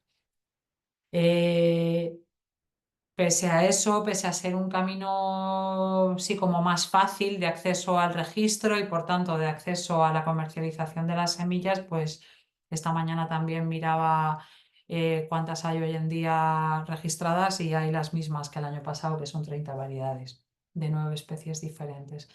O sea que pese a que se generaron en su momento estos dos lugares un poco más amables para las variedades que venían, ¿no? de directivas, o sea, que lo que hacían era transponer directivas europeas, pues tampoco han sido espacios que hayan efectivamente ayudado a insuflar biodiversidad en el sistema alimentario como podemos ver, ¿no? Porque ha sido como de una manera muy, muy comedida y controlada, ¿no? Entonces, bueno, pues en este contexto no lo consiguen, ¿no? Necesitamos apuestas como mucho más fuertes. Y luego, para acabar esta parte, quería hablaros ¿no? de la propuesta que viene de la norma de producción ecológica que se aprueba en el 2018 ¿no? y que intenta abrir un poquito más que la normativa general el espacio para la biodiversidad cultivada. Claro, para el sector ecológico entiende más fácilmente la necesidad de la biodiversidad cultivada. Es un sector en el que hay hay una relación con el medio mucho más directa, hay menos armas, por decirlo de alguna manera, y hay como una necesidad de adaptación y de plasticidad con lo que está ocurriendo. Y ahí se necesitan como variedades que sean como más guerreras, ¿no? Que sean más complejas y tengan más capacidad de resistir, ¿no? a los estreses bióticos y abióticos. Entonces, como el sector ecológico eso lo tiene muchísimo más claro, lo viene demandando desde hace mucho tiempo, ¿no? Además desde una narrativa de la agricultura ecológica es el lugar natural para la biodiversidad cultivada y por eso apareció en la norma del 2018 la propuesta de material heterogéneo ecológico, ¿no? Que en producción ecológica se pudiera utilizar algo que se llama material heterogéneo ecológico, que no es una variedad, o sea, no es algo distinto, homogéneo y estable en ningún sentido, que además no tiene que pasar un proceso de registro que está sujeto a unos ensayos durante 2 años y a una interlocución con el ministerio, ¿no? Que al cabo de esos 2 años de ensayos te dice si ha pasado, ¿no? los mínimos requeridos en distinción, por supuesto, pero también en estabilidad y homogeneidad. Y esto, que es diferente, lo que propone es que trabajemos en base a algo que llaman notificaciones, es decir, que tú le envías las semillas al ministerio y le notificas que quieres utilizar ese material, que ya digo que no es una variedad, no es distinta, no es estable y es homogénea. Y lo que le envías con el nombre de material heterogéneo ecológico respondería más al concepto de población en el sentido de que es un material heterogéneo, no como su propio nombre indica. Entonces, eso ya es una realidad en producción ecológica y bueno, y tal vez sea también una realidad para la producción en la legislación general, o sea, también para la producción convencional en los próximos años. Depende de cómo quede la revisión normativa que se está haciendo a nivel europeo. Y Ya está. Esta era un poco lo que había preparado.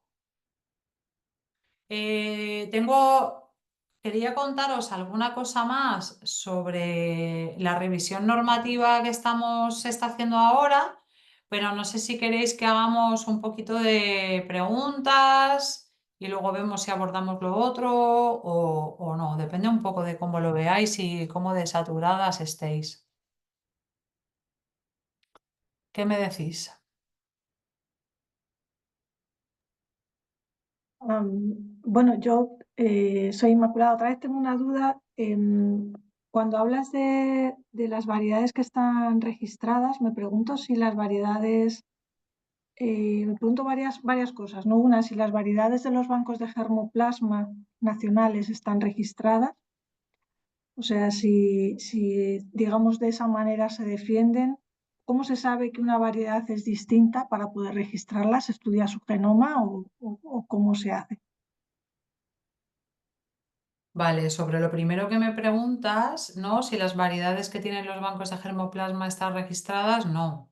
En la gran mayoría de ellas no. Los bancos de germoplasma han ido haciendo prospecciones desde los años 60, 70, 80, bueno, también las siguen haciendo hoy en día, ¿no? De salir al campo para ver qué es lo que hay y coger variedades de las que estaban conservadas por agricultores y agricultoras y de esas variedades llevar copias a los bancos, ¿no? En España tenemos una red de bancos de unos 20 largos bancos de germoplasma que son públicos y que están normalmente especializados, ¿no? por grupo de cultivos. Y entonces lo que hacen es llevar esos materiales que han prospectado al banco y conservarlo allí, hacer multiplicaciones de esos materiales cada X, ¿no? Cada tantos años, la tienen conservados, ¿no? Como en frío, tardan muchos años en multiplicarlas y son variedades que son materiales, entradas lo llaman ellos, que no están registradas. Sí que es cierto que en algunas ocasiones pueden tener variedades registradas porque a lo mejor, porque a lo mejor alguna empresa o alguna iniciativa les haya enviado una copia para que las tengan ellos y las conserven ellos, eh, pero no es lo común, no es lo común. Muchas veces también lo que ocurre es que cuando las variedades salen de registro, no porque las variedades están registradas, sean protegidas o sean comerciales, ¿no? De dominio público, sin ser variedades protegidas, durante un número concreto de años. Después de ese tiempo salen del registro. Entonces el Ministerio en los últimos años lo que ha empezado a hacer es pasarle a los bancos las variedades que salen de registro, pero ya no salen de registro y ya no están registradas. El problema que tienen los bancos es que tienen muy pocos recursos y muy poco personal para trabajar. La verdad es que están, bueno, un poco abandonados. Con lo cual, pues no alcanzan ¿no? a ejecutar pues, todas las tareas que tienen de conservación. Pero eso no. Y luego, la otra pregunta que era es cómo miden la distinción, ¿no? Claro, se analiza a nivel fisiológico. En realidad, ¿no? Hay como unos protocolos, ¿no? que se pusieron en marcha no sé cuándo, pero hace muchísimos años, ¿no? por parte del IPGRI en su momento, que luego se convirtió en Biodiversity International, o sea, entidades internacionales que han desarrollado protocolos basados en la fisiología para describir y diferenciar variedades. Ahora todo eso, también con la aparición de las nuevas tecnologías, bueno, también cambia y ahí hay como una presión muy fuerte del uso de marcadores moleculares para detectar las diferencias, ¿no? Sin tener que pasar por el análisis fisiológico, pero por ahora la parte de la descripción de las variedades sigue siendo como, ¿no? como el pilar fundamental a la hora de la distinción. Y digamos que de esa manera podemos estar seguros de que las variedades locales que hay actualmente no van a ser copiadas, o sea, tomadas, registradas y y, digamos, acotada su producción. No, en realidad no. En realidad que estén guardadas en un barco de germoplasma no evita que alguien las pueda coger y las pueda registrar y las pueda lo que sea, ¿no? En realidad, para poder evitar eso hay como otras vías. Una es que tú hagas que tú hagas un trabajo con esas variedades y esas variedades las describas, las ensayes y eso lo escribas. Y eso lo puedes escribir y lo difundas. Lo puedes escribir en una, bueno, como en una publicación que hagáis, pero también puedes utilizar algunas plataformas que hay hoy en día para poder hacer eso. En particular, te voy a pegar una que se llama Conecte, que es un lugar en internet donde puedes subir las características de variedades locales. Te va aquí en el chat, ¿vale? Entonces, como mostrar, mira, y ahora que estoy viendo las que hay aquí de Mallorca, si veis en la home de la web vais a ver variedades de coliflor de Mallorca. Que por cierto, Mallorca es uno de los reservorios brutal de biodiversidad en coliflores. Entonces, el hecho de que haya información, esté disponible, ¿no? Y, o sea, que la generes y la pongas a disposición es una manera de decir, no, esto ya estaba antes, ¿no? Y míralo aquí, ¿no? Esa es una vía. Otra vía es que haya mucha gente que la use. En realidad, yo creo que durante mucho tiempo nos hemos preocupado por este tipo de robos y me acuerdo hace muchísimos años, yo era súper jovencita, una brasileña me dijo, pero ¿qué más da si la roba? Lo importante es que la gente la use. Cuanta más gente ¿no? las use, más igual dará que la roben, ¿no? Y bueno, en el contexto que tenemos aquí, no es un contexto brasileño ni muchísimo menos, pero como que poner energía, yo creo, en que la gente las use. Y luego te iba a decir otra cosa, pero se me ha olvidado. Ah, porque claro, luego también hagas una cosa o hagas otra, enterarte de lo que están haciendo no es tan fácil. Y poder reaccionar en los tiempos que el propio procedimiento tiene es menos fácil todavía, ¿no? Yo me acuerdo una vez que nos enteramos de que la Fundación Miquel Agustí había hecho una lavada de cara a unas variedades de tomate y las había registrado como protegidas y cuando nos enteramos ya había pasado el plazo de alegaciones, ¿no? Y entonces lo que hicimos fue un pataleo, una carta, escribir una nota de prensa, en fin, ¿no? Otra cosa es que tuviéramos como alguien dedicado ¿no? a estar haciéndole seguimiento a eso, pero no es el caso. Entonces yo me preocuparía por disponibilizar información y difundir semilla y difundir las características para que la gente la use. Perfecto, gracias. Hay una pregunta aquí en el chat. No sé si las que habéis escrito queréis plantearlo directamente y así es más nutrido.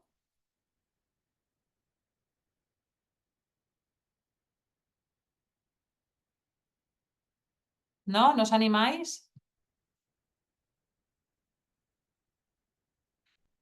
Vale, Gala aquí dice, en la última parte de la presentación hablabas de poblaciones de conservación para su uso en agricultura ecológica. ¿Es una forma de registro de una variedad en toda su diversidad?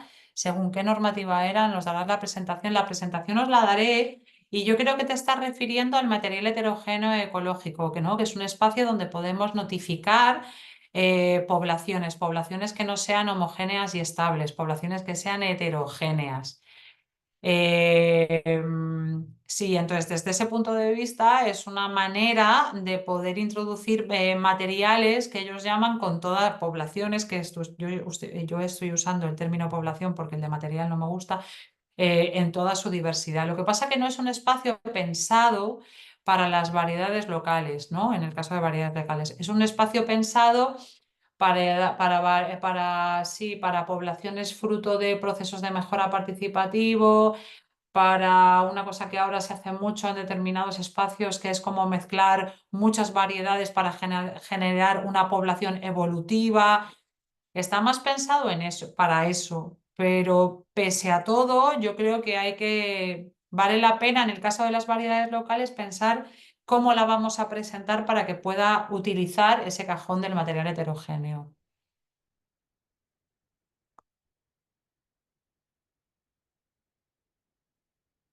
Vale, yo creo, Laia, ahora te miro. Ah, mira, aquí estás, Laia. ¿Dónde podemos mirar o cómo podemos saber si una variedad está registrada? Mira, esta la tenía. Aquí tenéis. Os voy a poner el enlace a dos registros. Primero os voy a poner el registro, este va primero a los operadores autorizados para la venta de semillas, o sea, quién vende semillas, ¿no? Porque esa es como cuando quieres vender semillas tienes que tener dos cosas. Uno, las variedades registradas en el registro que sea y notificadas. O sea, en el registro que sea, no, en el registro de variedades comerciales donde puedes usar el registro de variedades comerciales normal y corriente o el cajón sin valor intrínseco o el cajón variedad de conservación. Y si eres productora ecológica, puedes usar el cajón material heterogéneo ecológico. Esa es una de las cosas que tienes que cumplir. Y otra de las cosas que tienes que cumplir es que tienes que estar registrada en el registro de operadores profesionales de vegetales, y para eso tienes que tener una serie de infraestructura para la producción de semillas, ¿vale? Entonces, en el enlace que os acabo de pegar podéis acceder al registro de operadores profesionales. Ahí, si le clicáis a acceso buscador, lo veréis. Luego, por otro lado, os voy a compartir el registro de variedades, donde está el enlace. Entonces, aquí. La verdad es que funciona muy bien. Esta base de datos es como muy fácil de ver y trabajar con ella, y está súper actualizada. Entonces, en este segundo enlace que os he pegado, podéis filtrar por especie, por tipo de variedad. Como veréis, tenéis variedad OGM, variedad de conservación, variedad de exportación, variedad sin valor intrínseco, en fin, tenéis diferentes tipos de variedades y podéis ver un poco lo que hay.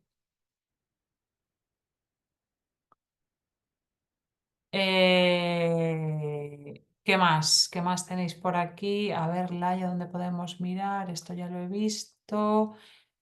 Lo de la presentación, sí. Francisco, dices que ha trabajado en un marco de germoplasma de melón y le gustaría comentar algo del tema. Pues coméntalo, claro que sí. Sí. Hola, ¿me oís? Sí. Sí. Vale, pues y bueno, yo trabajé por 7 años en un banco de germoplasma de melón en La Mayora, en Málaga. Ujú. Y realmente un poco comentando lo que habías dicho, la última frase que has dicho al final me ha gustado mucho, que la biodiversidad en los bancos de germoplasma está muy bien, pero eso era un museo. Era un museo que conservaba semillas y cuando se multiplicaban en invernadero porque la cantidad de plagas, especialmente virus, impedía la multiplicación de variedades tradicionales que no eran resistentes al virus de las venas amarillas. Entonces ya no podían cultivarse ya en su ambiente porque eran prospecciones. Pero sí que desde la persona responsable del Banco Germoplasma decía, es una pena que nadie se interese por el banco, porque ellos multiplicaban por mantener. Y esto viene un poco ligado un poco a lo que comentaba lo que he escrito en un comentario ahí. Mi padre, bueno, mis orígenes son un pueblo de la Ribera Baixa de Xúquer, en Valencia. Y mi padre, cuando era niño, que era una economía casi de posguerra o de posguerra, cultivaban 3 tipos de melones en el mismo pueblo. Porque no había ninguna fruta en el otoño después de la uva y los higos. Era únicamente melón. Entonces tenía que tener un melón temprano que era el franceset, piñonet y tendral de penjar. Entonces, toda esa diversidad en los años 80 desapareció cuando la gente ya dejó de ser autosuficiente, y no es porque vinieron híbridos, fue porque la gente dejó de cultivar melones. Así de simple. Y gracias a una única persona de apellido Esquinas Alcázar, que fue una única persona, salvó todos los melones de España. Entonces, un poco también es la responsabilidad, no solo decir de proteger y así, sino la responsabilidad de todos de mantener el germoplasma a nivel como de la sociedad en general, porque en el caso del melón mi padre cambió de producir únicamente, en el caso de mi familia, dejaron de cultivar hortícolas y se pasaron a cultivar cítricos y arrozal. Y mi padre dijo, no tenemos tiempo para hacer horticultura. y en 3 años la semilla desapareció. Entonces, un punto era el comentario que decía, y hay ciertos bancos de germoplasma, la Generalitat Valenciana tiene un pequeño catálogo, pero si te estás interesado puedes pedir más, y ellos te dan semilla, firmas una MTA, un Material Transfer Agreement, y con todo eso ya ellos, hay ciertas condiciones, no puedes usar la semilla para vender, autorizas revisión de bancos, tienes que proporcionar datos si te los piden, pero el Banco de Germoplasma, su orgullo es que la gente cultive las variedades locales. Es un poco de... porque si no, van a ser museos como el Museo del Prado, excepto que no se ven las obras de arte. Bueno, muchas gracias. Gracias a ti, Francisco. Antonio, digo una cosa y te paso la palabra. Fíjate, hablas de Pepe Esquinas. Pepe Esquinas hizo su doctorado, como bien has dicho, prospectando variedades locales de melón. Prospectó como unas 400, una barbaridad. Luego hizo ensayos de caracterización y todo. Estos doctorados, cuando los doctorados eran, vamos, como ir a la mili en aquella época. Y luego fíjate, no sé si tú sabes que Pepe Esquinas fue uno de los padres del Tratado Internacional de Recursos Fitogenéticos que os he presentado antes. Él fue la persona que lidió durante 30 años, ¿no?, con todos los países para poder llegar a ese primer acuerdo, ¿no?, que se aprobó en el 2004 para la gestión de la biodiversidad cultivada. Y sí, eso. Muchas Pero fue gracias. una persona fue la que salvó todos los melones, ¿eh? O sea que el esfuerzo individual no hay que menospreciarlo porque realmente si se tienen ganas se puede hacer muchas cosas. Claro, esa era la otra cosa que me había apuntado en realidad, ¿no? Lo de los esfuerzos individuales. Los esfuerzos individuales pueden estar muy bien, pero en realidad yo creo que como sociedad no podemos basar lo que ocurra, ¿no?, en esfuerzos individuales que están muy determinados por los contextos que se viven en cada momento, sino que se tienen que generar marcos políticos y marcos normativos que ayuden a avanzar a la sociedad hacia lugares de, ¿no?, como de autonomía y crecimiento, ¿no? Porque al final, si, ¿no?, si las cosas dependen de esfuerzos personales, bueno, pues ocurrirán o no, y sobre todo en una sociedad tan jodida y en un momento además tan Sí, jodido que estamos. sí. Pues, Bueno, no digo que sea únicamente el único recurso, pero que sí, sí a sí, veces sí. que si la gente tiene ganas de hacer, se pueden hacer cosas también. Para animar a la gente que sí, quieren hacer algo que se puede. Se puede. Muy bien. Bien, gracias. Antonia, ¿habías levantado la mano? Hola, sí, perdón, en realidad la he levantado sin querer. Es que estoy aquí justo siguiendo la sesión con el móvil que me hace cosas raras y bueno, ha sido sin querer. No te preocupes. ¿Tenéis Gracias. alguna cuestión más por ahí?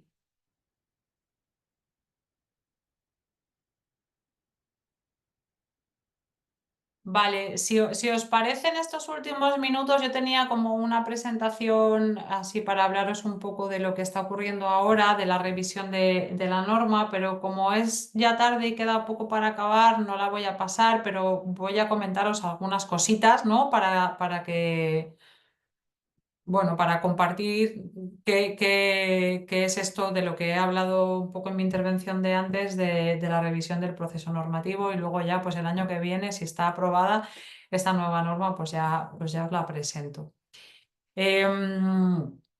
Lo que está ocurriendo ahora, bueno, viene de lejos, pero básicamente es que la Unión Europea aprobará en el próximo año seguramente la nueva norma que regulará la producción de semillas y la comercialización de semillas en Europa. Lo que está haciendo es coger las 13 directivas que estaban relacionadas con la producción y venta de semillas, la comercialización de semillas, y con esas directivas hacer un reglamento, ¿no? Convertir 13 directivas con modificaciones en un reglamento. No sé si sabéis qué diferencia hay entre una directiva y un reglamento. Una directiva no es de aplicación directa obligatoria en todos los Estados miembros, sino que está supeditada a las legislaciones nacionales. Y lo que ocurre con las directivas es que se transponen, es decir, se adaptan a los marcos normativos de los estados de la Unión Europea. Sin embargo, un reglamento no se adapta, sino que se traduce y se aplica tal cual se ha aprobado, ¿no? Entonces, lo que la Unión Europea está haciendo ahora es, en su proceso de toma de decisiones, coger 13 directivas que sí que se transponían y se adaptaban a las legislaciones nacionales y fusionarlas junto con aportaciones nuevas en un reglamento que será de aplicación directa, se traducirá y se aplicará. ¿Sí? ¿Se entiende? ¿Cómo funciona esto? Esto funciona, alguien tiene que lanzar el primer borrador de todo, entonces el primer borrador lo lanza la Comisión Europea, que es como el brazo ejecutor, ¿no? Entonces la Comisión Europea lanzó en el 2019, en julio de 2023, perdón, el primer borrador a discutir de esta nueva normativa, futura normativa de comercialización de semillas, comercialización de material de reproducción vegetal. Y durante, sobre todo finales de 2003 y durante el año 2024, bueno, cambio la frase. Entonces, una vez lanza eso la Comisión Europea, eso se discute en el Parlamento Europeo, que es donde están, ¿no?, todos los eurodiputados y eurodiputadas, y en el Consejo Europeo, que es donde están los representantes de los gobiernos de los países europeos, ¿vale? Y esos dos trabajan en paralelo. En el Parlamento Europeo es un espacio donde las discusiones son bastante transparentes, en el sentido de que puedes encontrar en Internet todo lo que opina cada europarlamentario, incluso a los europarlamentarios los puedes llamar, puedes reunirte con ellos, puedes hacerles, o sea, son bastante accesibles, contestan los correos, puedes saber cuáles han sido los acuerdos que se han tomado en cada espacio y cómo van avanzando la propuesta, cómo la van trabajando. Sin embargo, el Consejo tiene un comportamiento bastante opaco y es muy difícil saber y acceder a esos borradores y a esas posiciones.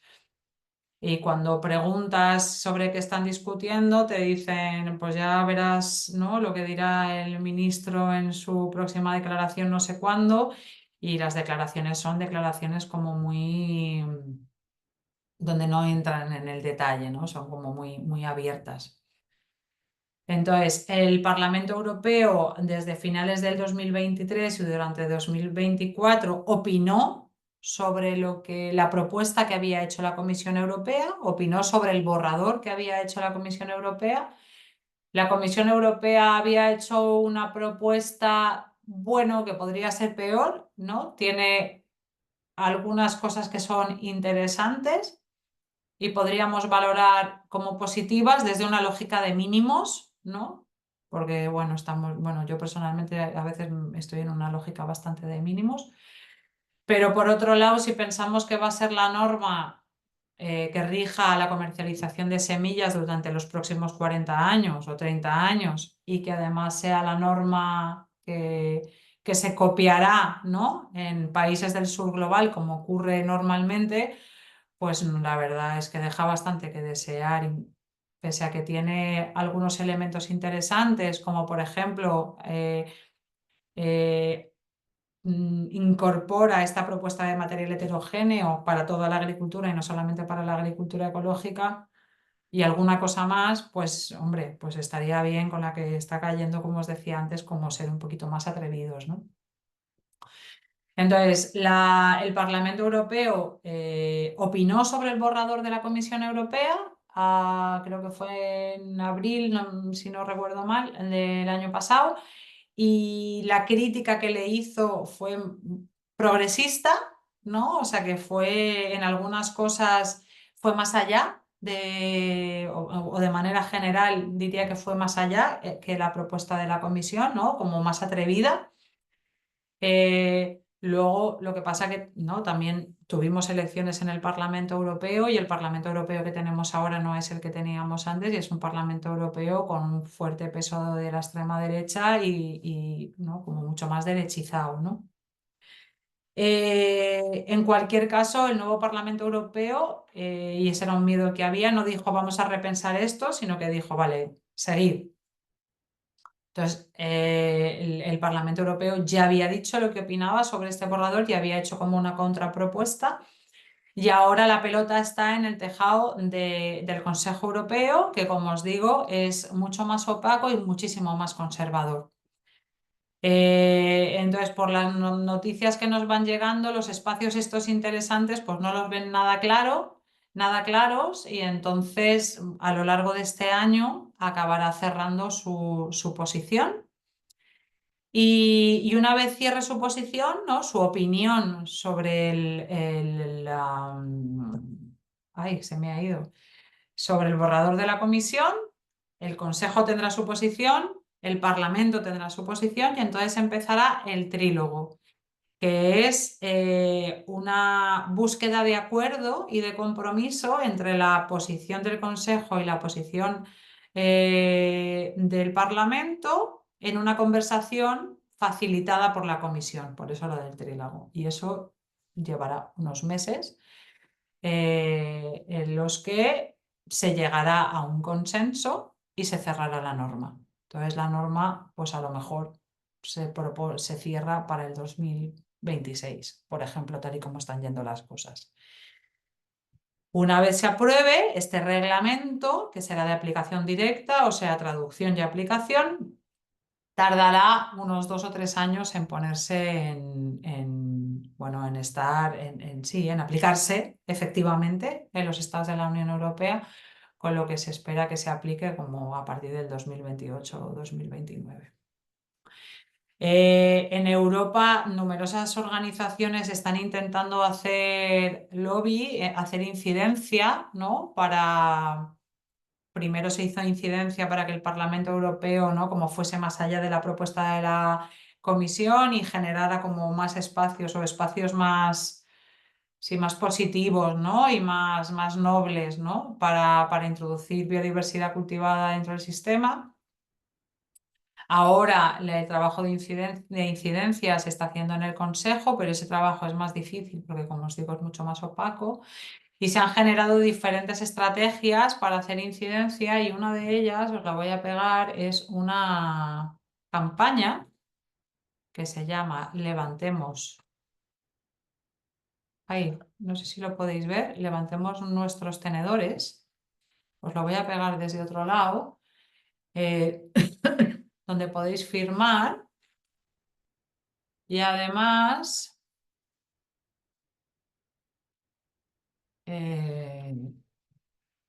a ver, aquí. O sea, podéis firmar en este enlace lo podéis ver todo. Os estoy enviando un enlace aquí. Vale. Está en este enlace, es un post en la página web de Entretantos. Tenéis tanto el enlace a la campaña abajo de todo, que pone Súmate tú también y pone apoya aquí la campaña. Entonces ahí podéis firmar la campaña. Pero también como que maquetamos unos sobres para que la gente que quiera los recorte, lo veréis en el enlace, los recorte y les ponga unas semillas dentro y se las envíe al ministro de Agricultura, Luis Planas, ¿no? Un poco diciéndole esto es biodiversidad cultivada y bueno, hay que poder seguir produciendo y moviendo esto. Y luego, por otro lado, si queréis más información sobre el proceso normativo, cómo va, os envío una noticia que publicamos el pasado mayo cuando el Parlamento Europeo cerró su posición frente a lo que había propuesto la Comisión. Y ya está, esto era todo lo que os quería comentar. No sé si tenéis alguna pregunta, algún comentario y Y si no, pues muchísimas gracias. Espero que os haya resultado interesante y espero no haberos aturdido con tanta información.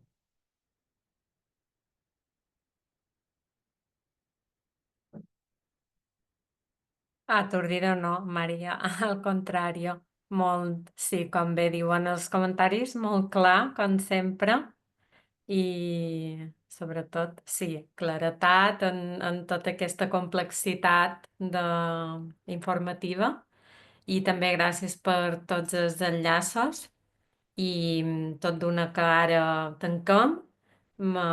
Si me passes la presentació, jo la passaré a tots els inscrits amb aquest correu que rebran amb aquesta documentació compartida. Perfecte. No sé Perfecte, si... doncs moltíssimes gràcies, que passeu bona nit i així estic per a lo que necessiteu i gràcies a totes per haver participat. Muchas gracias. Gràcies a tu, Maria, Gràcies, adiós. i gràcies a Chao. tothom. Adiós, Raquel, Adéu. bonita. Chao, chao. Chao, Muchas gracias, gràcies. hasta luego. Hasta luego. Adéu.